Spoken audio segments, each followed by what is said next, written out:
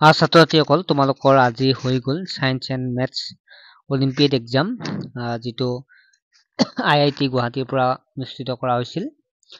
এই পৰীক্ষাটোৰ যিটো প্ৰশ্ন ষ্টেণ্ডাৰ্ড, এই ষ্টেণ্ডাৰ্ডটোত মিডিয়াম বা ইজি একেবাৰে নাই। কুৱেশ্যন পেপাৰখন সম্পূৰ্ণ হাৰ্ড হৈছে, অৰ্থাৎ কঠিন হৈছে। এই ভিডিঅ'টো এইটো কাৰণে প্ৰস্তুত কৰা হ'ল, যিসকল ছাত্ৰ-ছাত্ৰীয়ে আগতে কোনো বাহিৰা এক্সাম বিলাক দিয়া নাই, অৰ্থাৎ কোৰ্চৰ বাহিৰৰ এক্সাম বিলাক এইটোত প্ৰথম বহিছে, তেনেকুৱা ছাত্ৰ-ছাত্ৰীখিনি বহুতে প্ৰব্লেমত পৰিছে। তেওঁলোকৰ এনেকুৱা হৈ গৈছে যে পিছৰ পৰীক্ষাবিলাকত বহিব নোৱাৰা, মানে তেনেকুৱা এটা মুড নোহোৱা হৈ গৈছে। তেনেকুৱা ছাত্ৰ-ছাত্ৰীক উদ্দেশ্য কৰি ভিডিঅ'টো প্ৰস্তুত কৰা হৈছে।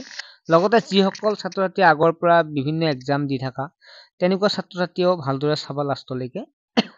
ছাত্ৰ-ছাত্ৰীসকল, এই পৰীক্ষাটো যেহেতু IIT ফালৰ পৰা পতা হৈছে, চ' এইটো ডিষ্ট্ৰিক্ট লেভেলৰ, এখন ডিষ্ট্ৰিক্টৰ পৰা বেছি ছাত্ৰ-ছাত্ৰী ৰখা নহয়, মাত্ৰ কেইজনমান ছাত্ৰ-ছাত্ৰীকহে ডিষ্ট্ৰিক্ট লেভেলত চিলেক্ট কৰা হয়। চিলেক্ট কৰি ষ্টেট লেভেললৈকে কি কৰা হয়, আকৌ এটা পৰীক্ষা হ'ব ষ্টেট ৰাউণ্ড হিচাপে, আৰু তাৰ পৰা যি চিলেক্ট হয় তাৰ পৰা 2-3টা যি হয় আৰু প্ৰাইজ দিয়া হ'ব, যি কম ষ্টুডেণ্টে প্ৰাইজটো পাব।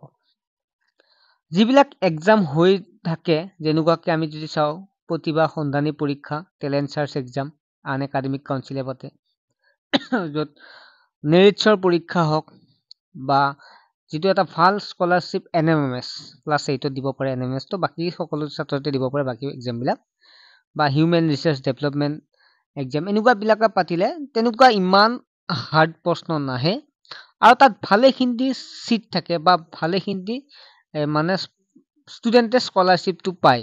যিহেতু ইয়াত মাত্ৰ কেইজনমান ষ্টুডেণ্টকে ৰখা হ'ব, গতিকে প্ৰশ্নৰ লেভেলটো অলপ কঠিন হ'বই।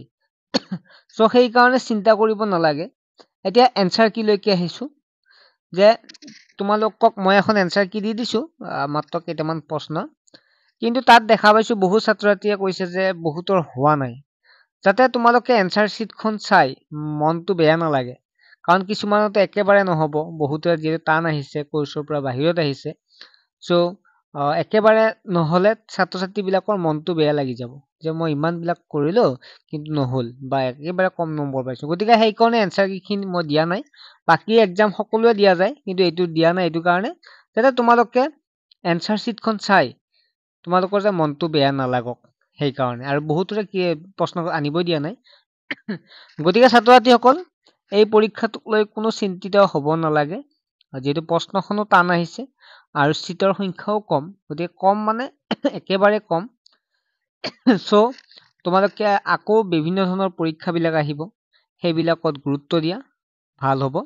আৰু লগতে তোমালোকে আমাৰ লগত জড়িত হোৱা অনলাইন টিউশ্যনত আমি ইজিকৈ, অতি সহজকৈ পঢ়াম, য'ত তোমালোকে চিলেবাছো ক্লিয়াৰ হ'ব, বাহিৰে এক্সামবিলাক দিবও তোমালোকে পাৰিবা। আমি সম্পূৰ্ণ গাইড কৰিম। গতিকে ছাত্ৰ-ছাত্ৰীসকল, আমাৰ টিউশ্যনৰ ফিজটোও কম, তোমালোকে ল'ব পাৰিবা, যিহেতু মধ্যবিত্ত ছাত্ৰ-ছাত্ৰীৰ উদ্দেশ্য কৰিয়েই লোৱা হয়। যিহেতু ময়ো মধ্যবিত্ত ঘৰৰে প্ৰায় ডাঙৰ হৈছোঁ, চ' সেইকাৰণে বুজি পাওঁ। গতিকে ছাত্ৰ-ছাত্ৰীসকল, আমাৰ লগত জইন হওক আৰু ক্লাছবিলাক কৰা। ক্লাছবিলাক সন্ধিয়া হ'ব, সন্ধিয়া সময়ত যদি তোমালোকৰ কোনো প্ৰব্লেম নাথাকে, চ' কেতিয়াবা অসুবিধা হ'লে পিছতো চাই ল'ব পাৰিবা। গতিকে এইটো ভিডিঅ' এইটো কাৰণে বনোৱা হ'ল, যিসকল ছাত্ৰ-ছাত্ৰীয়ে পৰীক্ষাটো দি আহি, কিছুমান এনেকুৱা ছাত্ৰ-ছাত্ৰী আছে মানে বহুত চিৰিয়াছলি কিছুমান পৰীক্ষাবিলাক দিয়ে।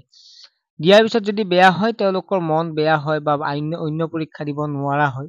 গতিকে ছাত্ৰ-ছাত্ৰী একো কথা হোৱা নাই, এইটো পৰীক্ষাটো তোমালোকৰ কোৰ্চৰ ভিতৰৰ পৰীক্ষা নহয়, লগতে এনেকুৱা পৰীক্ষা ইমান টান পৰীক্ষা আগে পিছে তেনেকুৱা নহয় বেলেগ এক্সামবিলাকত। গতিকে একো নাই, ভাল হৈছে দিয়াত তোমালোকে। ঠিক আছে, বাই। নেক্সট পৰীক্ষাবিলাকৰ কাৰণে আগবাঢ়ি যোৱা, টাৰ্গেট কৰিবা। ঠিক আছে।